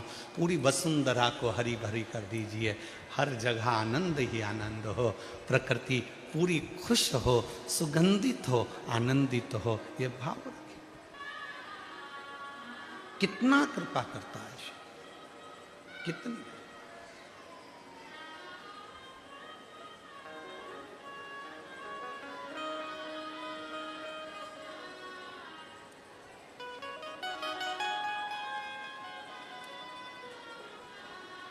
और तेरी कृपा का क्या है भरोसा, कब किस पर हो जाए जरा सी हम पर कर दो, जरा सी हम पर कर दो। जिस पर भी हो गई तेरी कृपा करुणा हो, भव पार हुआ, भव पार हुआ। पापी हो चाहे इतना, उसका भी बाबा उद्धार हुआ।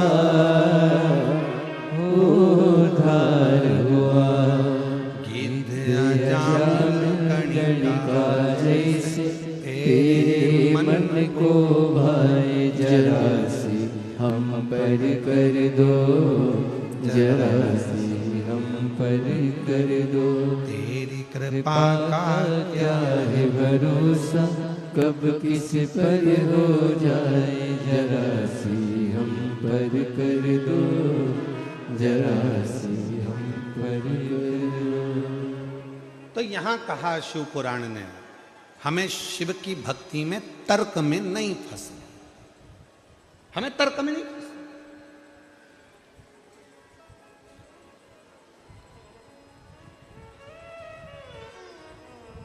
तर्क करने वाले तर्क करेंगे, आपको शिव जी से दूर कर देंगे। तर्क करने वाले तर्क करेंगे, आपको भगवान से दूर कर देंगे। क्यों हनुमान मंदिर जा रहे हो, क्यों राम जी के मंदिर में जा रहे हो, क्यों शिव जी के मंदिर में जा रहे हो। बहुत बहुत तर्क वालों के पास में कोई काम नहीं है, दिन भर बैठे बैठे तर्क ही करते रहते हैं। तर्क में फंसोगे तो भगवान से दूर हो जाओगे, और अगर विश्वास पूर्ण समर्पण के साथ करोगे तो। शिव महापुराण की कथा वर्णन कर रही है, श्रेष्ठ बुद्धि को भी अगर हमको चाहिए तो हमें शिव की आराधना करना।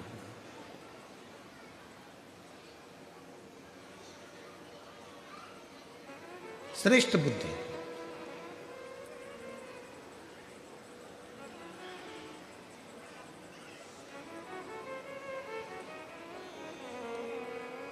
कोई कोई बच्चे ऐसे रहते हैं जो जन्म लेने के बाद उनका शरीर का विकास नहीं होता। तो पार्वती जी ने जिस उपटन से भगवान शंकर के सम्मुख में जो पुतला तैयार करा था, वो शंकर भगवान के सामने प्रस्तुत किया।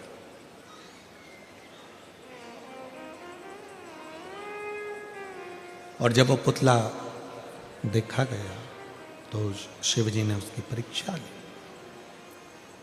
भगवान शंकर ने 3 परीक्षा विनायक की ली है, 3 परीक्षा। और आप सबके सम्मुख में है कि लोग कहते हैं भगवान शंकर ने उनके ही पुत्र का शीश काट दिया, उनके ही बेटे का सिर काट दिया, उनके ही बेटे का सिर काट दिया। सिर काटा नहीं है, भगवान शंकर ने जो मस्तिष्क था, जो बुद्धि थी, जो विवेक था, वो श्रेष्ठ नहीं है। इसलिए शिव जी ने उनको शीश काटना मतलब बुद्धि को हटा देना। जो गलत बुद्धि है, गलत विचार है, गलत सोच है, गलत दृष्टि है, उसको हटाकर श्रेष्ठ बुद्धि का निर्माण कर देना और बुद्धि के देवता भगवान श्री गणेश जी को प्रकट कर देना। ये मेरे शंकर भगवान ने कहा, ये मेरे शिव जी ने कहा, ये मेरे ओघड़दानी, मेरे भगवान देवाधिदेव महादेव भगवान शंकर ने किया, ये शिव ने।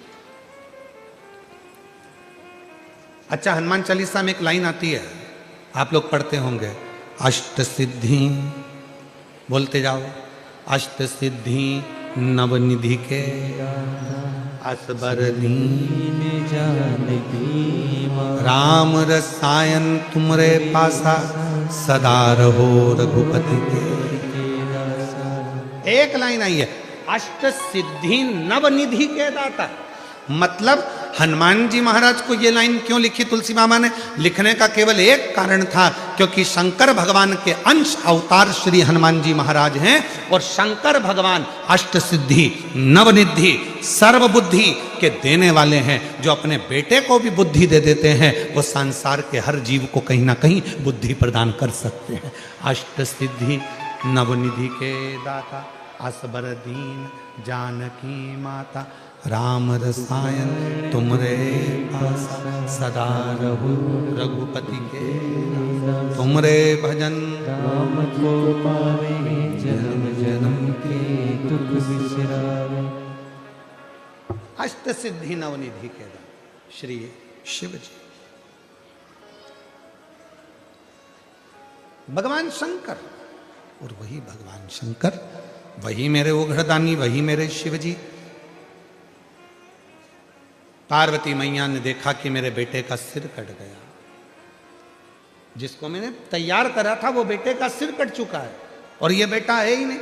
अब मेरे बेटे का मस्तक कहां से आएगा, कौन लाएगा? शंकर भगवान के सामने पार्वती मैया हाथ जोड़कर बोली, आपने मेरे बेटे का सिर काटा है तो आप ही जोड़ोगे। और यही तो माता पार्वती जी सारे जगत को बताना चाहती हैं कि तुम्ही ने दर्द दिया है, तुम्ही दवा दो। उधर किसने दिया? बोलते जाओ, भगवान ने। तो भोजन कौन देगा? अरे बोलो जम के, भगवान। मेहनत किसको करना है? अपन को। परिश्रम अपने को करना है, मेहनत अपने को करना है, पर फल देगा। और इसका एक प्रसंग है, ये बक्सा चल रहा है, इसका एक प्रसंग है और बड़ा सुंदर सा एक प्रसंग आता है। एक मलुक नाम का एक लड़का था, उसका दोस्त शिव जी का बड़ा भगत था। शंकर भगवान के मंदिर में वो रोज जाता, रोज जल चढ़ाता, शिव जी की आराधना करता, साधना करता, भजन करता, और ये दिन रात उस पर कटाक्ष करता, दिन भर उस पर तर्क करता मलुक। अब एक दिन मलुक ने अपने दोस्तों को रोक लिया, कहाँ जा रहा है? कि मंदिर जा रहा हूं। अरे थोड़ा काम धंधा कर ले, या जा जरा काम धंधा कर, ये शंकर भगवान को नीलाने से, लोटा भर के जल चढ़ाने से कोई शंकर जी कुछ थोड़ी ना दे देगा। काम नहीं करेगा तो क्या शंकर जी खाने को दे देगा? लड़ाई हो गई मलुक की और उसके दोस्त की।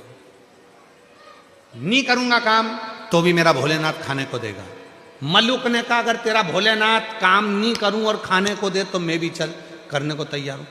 एक परीक्षा करूंगा, वन में जाकर बैठ जाऊंगा, देखूं तेरा भोलेनाथ मुझे खाने को देता कि नहीं देता। अगर मेरे शंकर भगवान ने तुझे खाने को दे दिया तो काम मैं रोज एक लोटा जल चढ़ाने के लिए शंकर जी के मंदिर में जाऊंगा, और अगर तेरे शंकर भगवान ने मुझे खाने को नहीं दिया तो काम मैं मंदिर जाना छोड़ दूंगा, लोटा भर जल चढ़ाना छोड़ दूंगा।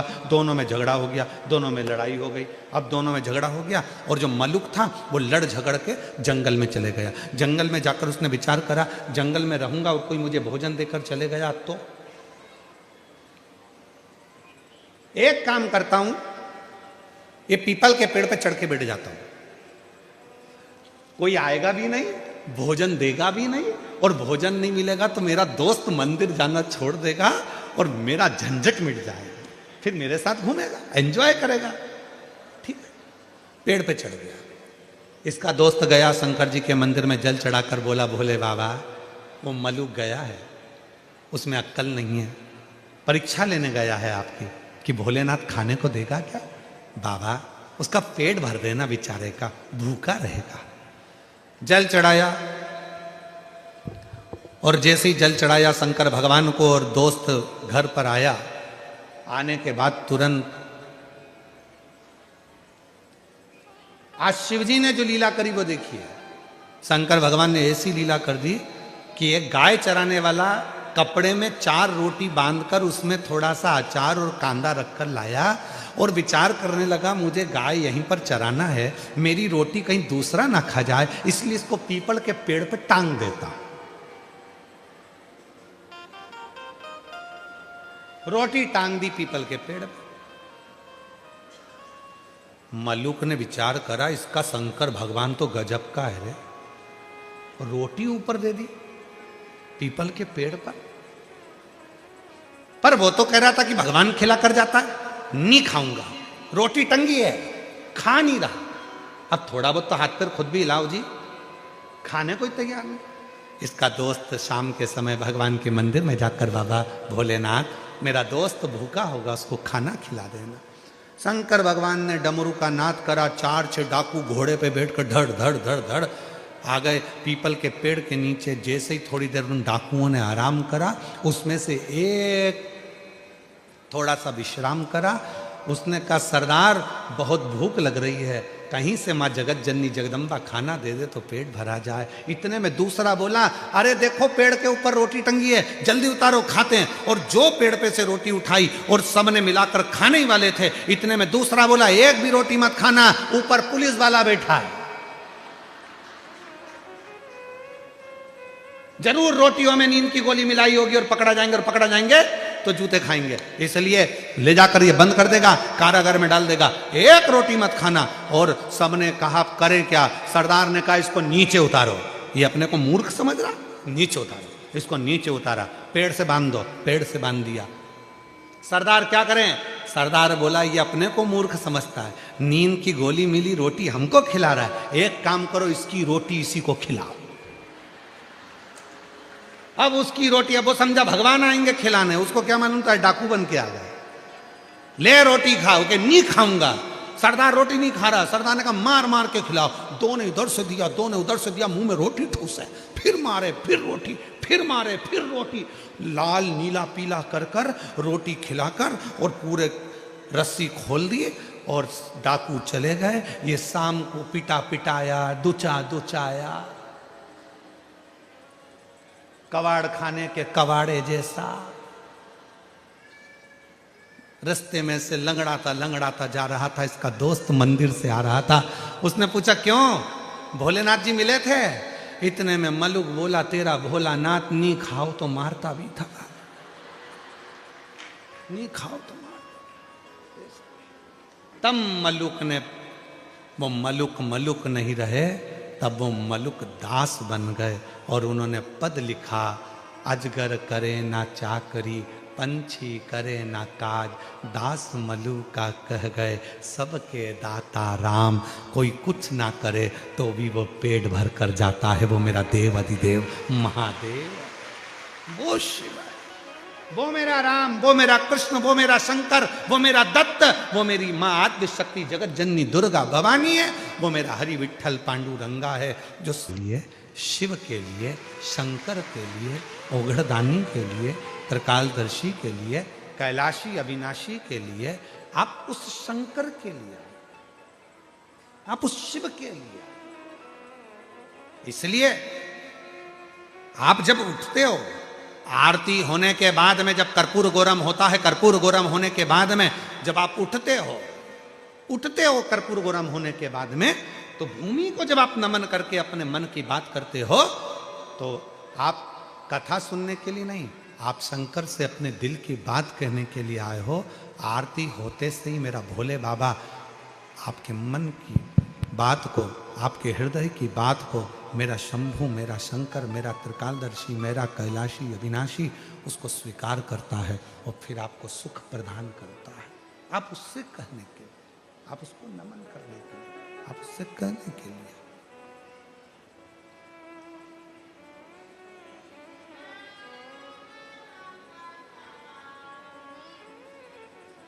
उससे निवेदन करने के लिए।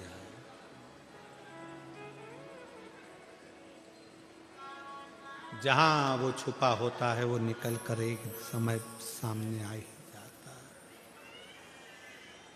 जहां वो छुपा है, जहां वो छुपा, और शिव शिव है।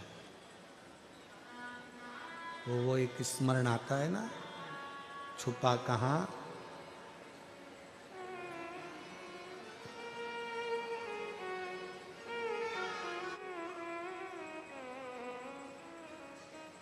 बाबा देवरिदेव महादेव भगवान शिव, ओगड़दानी, त्रिकालदर्शी, कैलाशी विनाशी भगवान शंकर की पवित्र कथा कह रही है। शिव महापुराण की कथा वर्णन करती है। भगवान श्री गणेश जी महाराज के लिए गजासुर का मस्तक बुलवाया गया और विनायक के धड़ पर उस शीश को लगाया गया।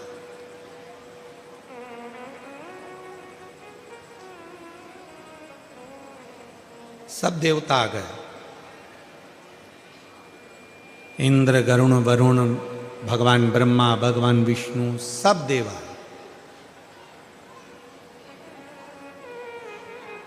सारे देवताओं ने वर भी दिया,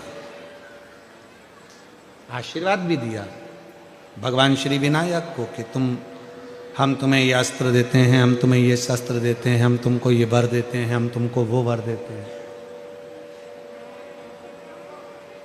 पर मेरे देवाधिदेव महादेव भगवान शंकर ने कोई वर अगर भगवान श्री गणेश जी महाराज को दिया है तो सबसे बड़ा वर दिया कि हम तुम्हें बुद्धि का देवता बना देते हैं, हम तुम्हें बुद्धि प्रदान करें।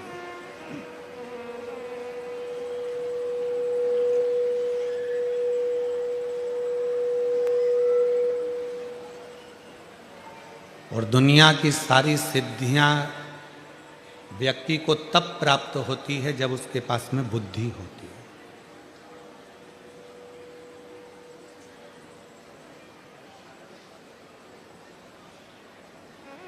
हम लक्ष्मी को पकड़ते हैं, सरस्वती को छोड़ देते हैं, पर शिव महापुराण की कथा कहती है जिसने अपने जीवन में सरस्वती को पकड़ लिया, बुद्धि को, विवेक को, अच्छी शिक्षा को, और हम फिर निवेदन कर रहे हैं इस व्यासपीठ से जो पहले करा, आज फिर कहते हैं, आपकी जितनी सामर्थ्यता है उससे दुगनी सामर्थ्यता के साथ में आपको अपने बेटा और बेटी को पढ़ाना चाहिए।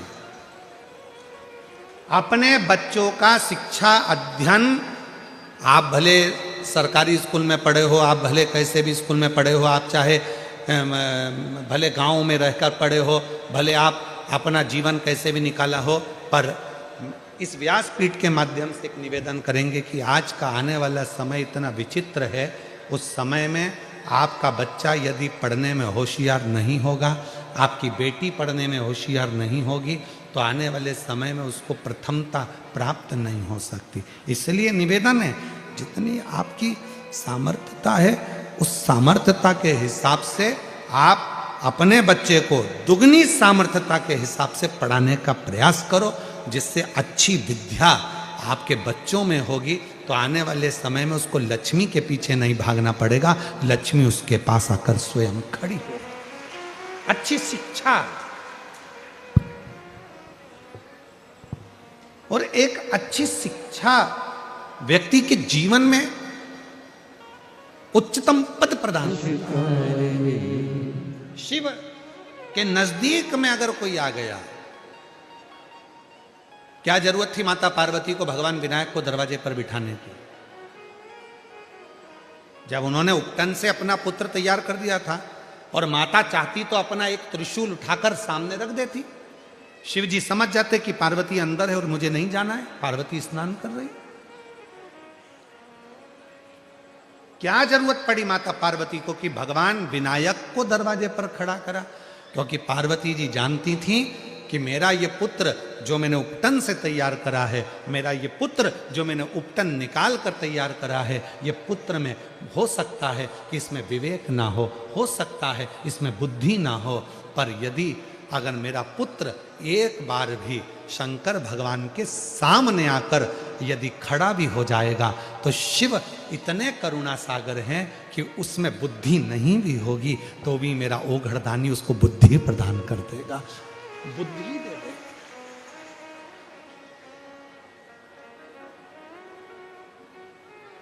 बस सामने जाए और उसको बुद्धि मिल जाए।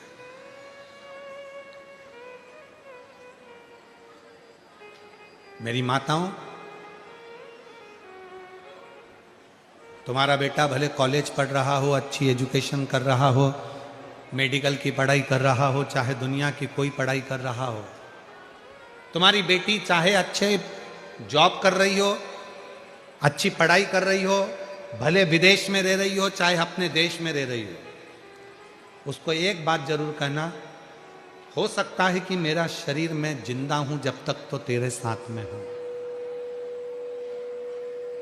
मैं जिंदा हूं जब तक तेरे साथ हूं, पर मेरे जाने के बाद तेरा कौन होगा?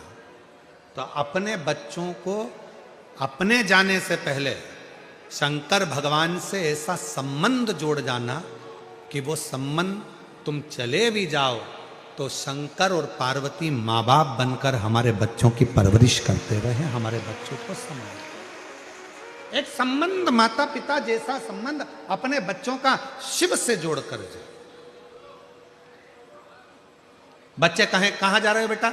मम्मा हम वृंदावन जा रहे हैं। अच्छा वृंदावन जा रहे हो तो अपने बैग में एक छोटा सा पानी का बोतल ले जाओ, या अपने बैग में एक लोटा जल ले जाओ, एक लोटा ले जाओ, माँ पानी की बोतल में से पानी निकालना, और वृंदावन में प्रत्येक, चाहे गोकुल हो, बरसाना हो, नंदगांव हो, वृंदावन हो, मथुरा हो, ऐसी कोई धरा नहीं जहां शिव नहीं, भगवान शंकर का छोटा सा ओटला ढूंढना, शंकर जी को पहले सुबह सुबह जल चढ़ा देना। मामा कहाँ जा रहे हो? अयोध्या जा रहे हो? अयोध्या जाओ, राम जी का दर्शन करो, पर एक बात याद रखना, थोड़ी सी पानी की बोतल लेना। अगर अयोध्या में दर्शन कर रहे हो, कहीं पर भी शंकर का शिवलिंग मिल जाए तो वहां जल चढ़ा देना, जल जरूर चढ़ा।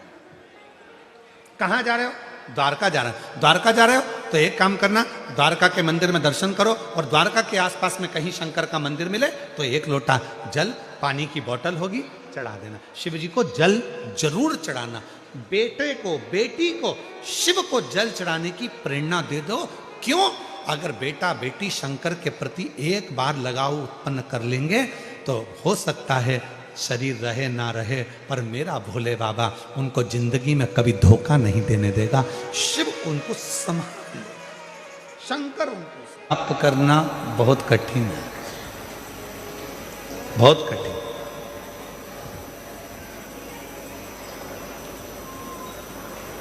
और जिस व्यक्ति ने अपनी जिंदगी में सरलता को प्राप्त कर लिया, समझ लेना कि वो उन्नति की सीढ़ी पर चढ़ना प्रारंभ कर लिया और वो उन्नति की ओर आगे बढ़े।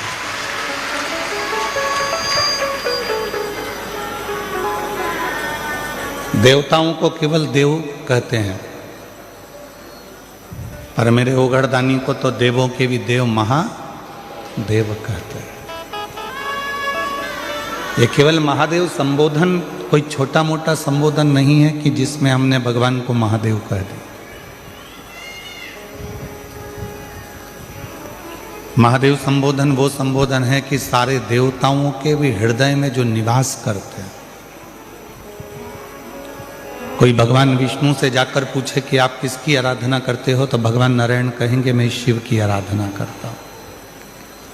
कोई भगवान राम जी से जाकर पूछे कि आप किसकी आराधना करते हैं, तो भगवान राम कहेंगे मैं शिव की आराधना करता हूं। कोई भगवान कृष्ण से जाकर पूछे कि आप किसकी आराधना करते हो, तो भगवान कृष्ण कहेंगे मैं शिव की आराधना करता हूं। कोई आद्य शक्ति माँ दुर्गा, भवानी, जगत जननी अम्बा से जाकर पूछे, जगदम्बा से जाकर पूछे कि आप किसकी आराधना करते हो, तो कहेंगे मैं शिव की आराधना करता हूं। कोई परम शक्ति, कोई पितृ, कोई कुलदेव, कोई ग्राम देव, कोई स्थान देव से जाकर पूछे आप किसकी आराधना करते हो, तो सारे देवता कहेंगे हम शिव की आराधना करते हैं।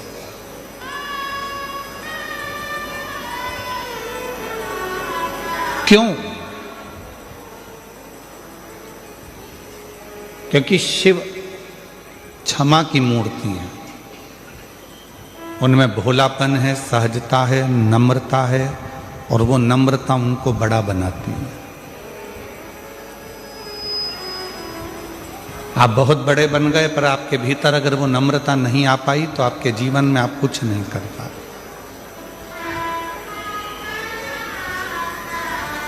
आप दुनिया के लोग कहते हैं कि शिव मिलेगा कैसे, शंकर कैसे प्राप्त हो?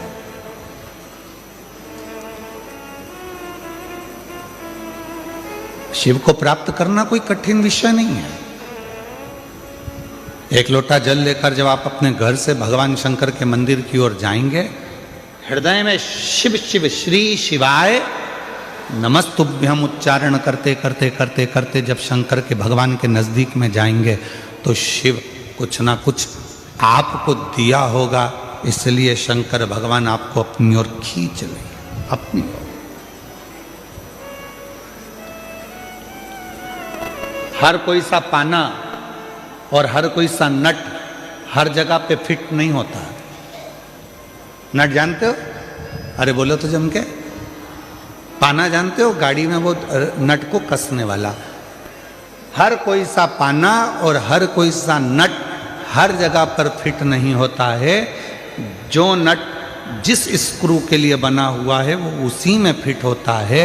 उसी तरह संसार सागर में पूरी मृत्यु लोक में जितने भी लोग रहते हैं, उसमें से कुछ लोग ऐसे हैं जो शंकर भगवान को भजते हैं, तो समझ लेना कि तुम वो नट हो जो शंकर नटराज में ही फिट हो सकते हो, दुनिया में कहीं फिट नहीं हो सकते। किसी की सामर्थ्यता नहीं कि आपको वो फिट कर दे।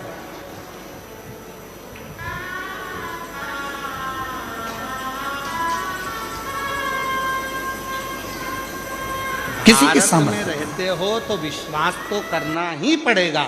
और अगर तुम भारत में रहने के बाद भी हमारे राम कृष्ण हनुमान और शिव पर भरोसा नहीं कर सकते तो फिर भारत छोड़ो और दूसरे देश में जाकर रहो, मना नहीं। भारत में रहना है तो राम कहना पड़ेगा, भारत में रहना है तो एक लोटा जल चढ़ाना पड़ेगा, और भारत में रहना है तो हर हरा महादेव कहना पड़ेगा। और अगर तुम्हारा तर्क चल रहा है कि एक लोटे जल से क्या होगा, शिव जी को मनाने से क्या होगा, हनुमान जी की चालीसा पढ़ने से क्या होगा, राम रक्षा स्तोत्र पढ़ने से क्या होगा, राम मंदिर से क्या होगा, हनुमान मंदिर से क्या होगा, शिव मंदिर से क्या होगा, यदि तुम्हारे तर्क चल रहे हैं तो फिर तुम्हें यहाँ रहने का हक भी नहीं है। तुम जब इतनी दूसरे देश की इतनी बड़ाई कर रहे हो तो जाओ ना बोरिया बिस्तर बांध के। कौन मना कर रहा तुमको रहने से? खाते भारत का है, रहते भारत में, सोते भारत में, कमाते भारत में, और बड़ाई करते चाइना ने इतनी तरक्की करी, चलेगा? कौन मना कर रहा?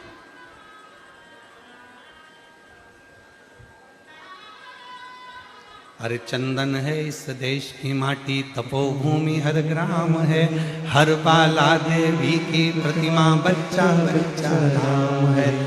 इसके सैनिक समर चंदन है इस देश की माटी, तपोभूमि हर ग्राम है, हर बाला देवी की प्रतिमा, बच्चा बच्चा। और जिसके सैनिक समर भूमि पर गाया करते गीता है, उसी माटी के हल्के नीचे खेली करती सीता है। चंदन है इस देश की माटी, तपोभूमि हर ग्राम है, हर बाला देवी की प्रतिमा, बच्चा बच्चा राम है। ये वो धरा है जहाँ का एक एक कंकर शंकर है, ये वो धरा है जहाँ पर, ये वो वसुंधरा, ये वो भूमि है जहाँ पर शिव प्रकृति के रूप में विराजमान रहते हैं, प्रकृति के रूप में।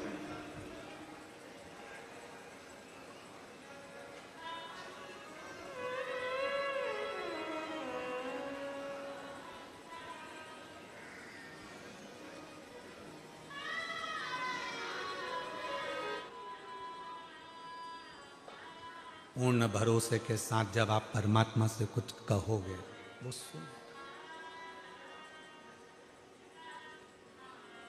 फिर अविश्वास आपके भीतर नहीं जाना चाहिए, फिर कोई तर्क आपके भी एक बद्रीनाथ कौन कौन गया है? हाथ उठाओ जरा जो बद्रीनाथ जी गए। सभी गए हैं? बद्रीनाथ महाराज जी हम भी होकर आए। बद्रीनाथ सब गए? जो नहीं गए हैं वो भी जाएंगे, कभी तो दर्शन कर कर आओगे। बद्रीनाथ जी में बीच में मंदिर है बद्री विशाल जी का, मंदिर के बाहर से लेफ्ट में जाओगे तो लक्ष्मी जी का मंदिर है। बोलो सही है कि गलत है? और लक्ष्मी जी का मंदिर इधर लेफ्ट में है, और राइट में है घंटा कर्ण का मंदिर, घंटा कर्ण भगवान का मंदिर। इधर लक्ष्मी जी है, इधर घंटा कर्ण है, बीच में बद्रीनाथ जी का मंदिर है। घंटा कर्ण का मंदिर बाहर है, लक्ष्मी जी का मंदिर बाहर है, भगवान बद्रीनारायण का मंदिर बीच में। घंटा कर्ण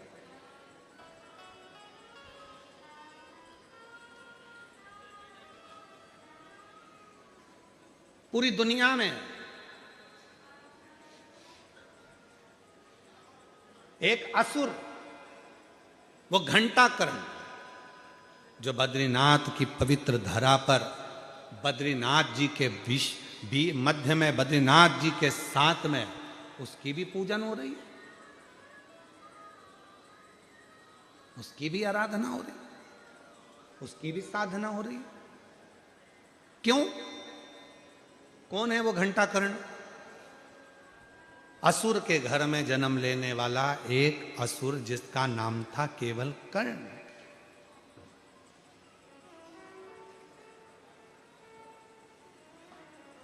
थोड़ा सा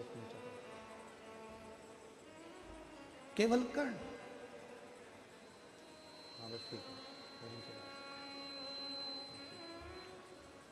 उसका नाम था केवल कर्ण। और ऊंचा कर।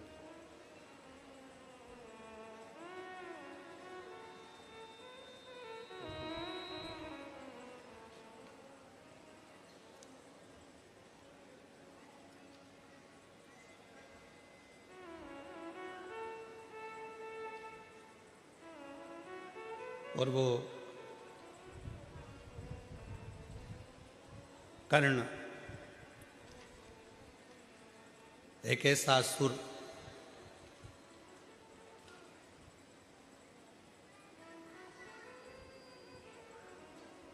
जन्म लेते से ही पिताजी ने उसको असुर प्रवृत्ति में लगा दिया।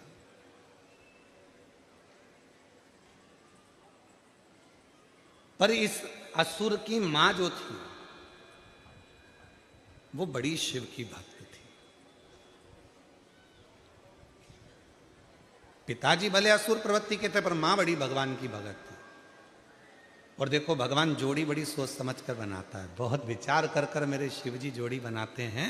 इसलिए हमारे यहाँ कहते हैं, अब तुम्हारे गुजरात में क्या कहते हैं वो हमको नहीं मालूम, पर हमारे मारवाड़ में, राजस्थान में, उत्तर प्रदेश में, मध्य प्रदेश में, महाराष्ट्र में, साउथ में, हमारे यहाँ आज भी कहते हैं दूल्हे को कहते हैं बना और दुल्हन को कहते हैं बनी। बोलो जी जी, सही है कि गलत है? तो हमारे यहाँ शादी में 8 दिन पहले से माताएं बन्ना जी गाती हैं, बना जी बना जी बना जी बना जी, सूरत जाना जी, वहां से हीरा का झुमका लाना जी। बनी फिर पहन के आएगी, फिर यूं इठलाएगी, बनी फिर गाना गाएगी, झुमका गिरा रे। तो हमारे यहाँ पर दूल्हे को कहते बना और दुल्हन को कहते बनी। तेरी कृपा बनी रहे जब तक है जिंदगी, तेरी कृपा बनी रहे जब तक है जिंदगी, मांगा है भोलेनाथ से वरदान की। मेरी जीजियों, मेरे जी जाओ, मेरी बेटियों बेटाओं, मेरे बुजुर्ग माँ बाप ध्यान रखें, घर में भगवान जोड़ी बड़ी विचित्र बनाता है। एक गुस्से वाला है तो एक नर्म है, एक भगवान को नहीं मानता तो दूसरा बहुत मानता है। पूरे घर में मेरा भोले बाबा एक व्यक्ति ऐसा देता है जो भगवान की भक्ति में 24 घंटे ही लगा रहता है।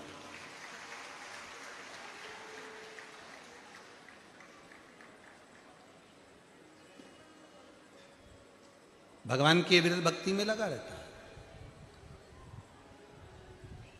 भगवान की भक्ति में दिन रात लगा रहता है, दिन रात।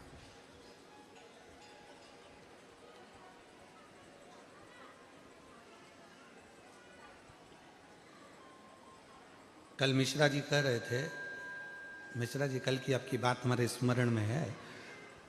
कल आप कह रहे थे गुरुजी हम आपकी कथा को नहीं सुनते थे और ना हम आपको जानते थे, पर मेरी जो धर्म पत्नी है बैठी आपके बाजू में, कहा ये मेरे को जब सूरत में कथा हुई तो उस कथा में मुझे लेकर गई और हमने वहाँ बैठकर बाबा की कथा को जो सुनना प्रारंभ करा तो बाबा ने आज हमको इस स्थान पर लाकर यजमान बनाकर बिठाया। ये भगवान शिव की ही कृपा है। तो मिश्रा जी आपको उनको धन्यवाद देना चाहिए कि वो आपको खींच के कथा तक लेकर गई हो और आपको कथा का रसतत्व ग्रहण करवा बैठी है। शिव तत्व इसी को कहते हैं। घर में अगर एक क्रोधी है तो एक नरम है, घर में एक अगर भगवान को नहीं मानता तो एक मानता है, और पूरे घर में एक ना एक परिवार में सदस्य ऐसा होता है जो भगवान की भक्ति में डूबा रहता है। और शिव पुराण कहती है कि ये अहंकार मत करना कि घर तुम चला रहे हो, इतना याद रखना कि तुम्हारे घर में जो वो व्यक्ति है जो भगवान का भजन करता रहता है, स्मरण करता रहता है, भक्ति में डूबा रहता है, उसी के रहने से तुम्हारा घर पूरा अच्छा चल रहा है और उसके रहने से पूरा घर श्रेष्ठ है।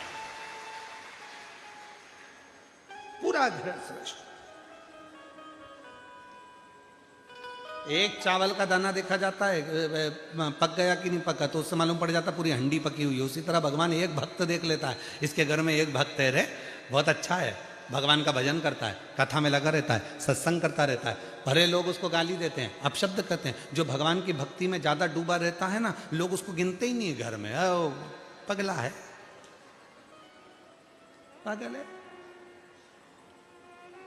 और हम तो आपके लिए भी कहेंगे, तुम अपने घर में रोज टीवी खोल के 2 बजे से 5 बजे तक, 1 बजे से 4 बजे तक सियोर वाला महाराज, सियोर वाला महाराज, सियोर वाला महाराज, सियोर वाला महाराज, तो कभी कभी तो पति भी चिल्ला के कहते अच्छा महाराज। धन्य है प्रभु, धन्य, अच्छे परेशान कर रखा है। और अभी तो वापिस एक काम दे दिया सियोर वाले महाराज ने, वृक्षारोपण। अब फिर पति से कहेगी जाओ जरा बाजार से एक पेड़ लिया आओ, एक वृक्ष लिया आओ, जाओ जरा जाओ। अब पति बेचारा वृक्ष ढूंढते फिर रहा, पौधारोपण करना। और जैसे ही दुकान पर गया और उसने पूछा क्यों साहब पौधा मिलेगा? हाँ साहब। बेलपत्री का? हाँ साहब। तो दुकान वाले ने कह दिया मिश्रा जी ने भेजा। अब तो पौधे वाला कह देता है कि मिश्रा जी भेजे।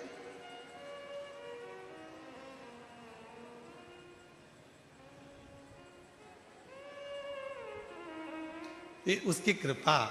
और जीजियों, सत्य मायने में आप लोगों को एक बात कहें ना, ये शरीर कब चला जाए आपका और हमारा किसी को नहीं मालूम। आजकल एक बहुत अटेक और वृक्ष लगाकर चले जाओ, अपन चले भी जाएंगे तो कोई ना कोई तो पत्ती तोड़ के शंकर को चढ़ाता रहेगा, तो अपना पत्ता शिव जी को चढ़ता रहेगा। शंकर भगवान को अपना एक बेलपत्री का वृक्ष अगर लगा दिया तो उसमें से पत्ते टूटकर शिव जी को चढ़ते रहेंगे, तो हम शंकर भगवान के चरणों में जिंदगी पर्यंत पड़े रहेंगे और हमारा और आपका फिर जन्म नहीं होगा। हम शंकर की शरणागति में पहुंच जाए।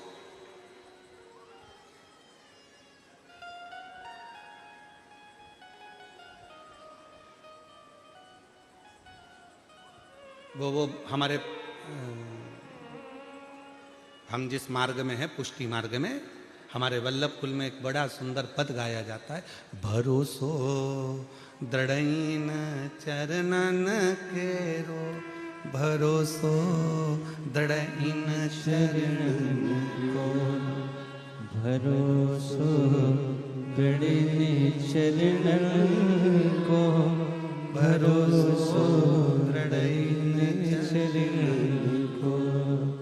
श्री वल्लभ नक चंद्र छटाविन, श्री वल्लभ नक चंद्र छटाविन, सब जग माही अंधेरो, भरोसो दृढ़इन चरणन केरो, भरोसो दृढ़इन चरणन को।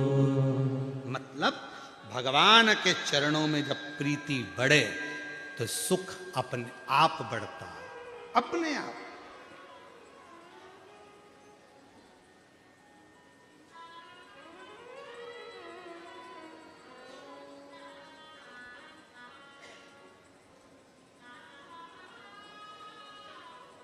दुनिया के लोगों को माला माल बनना है तो पहले माला पकड़ना पड़ेगा।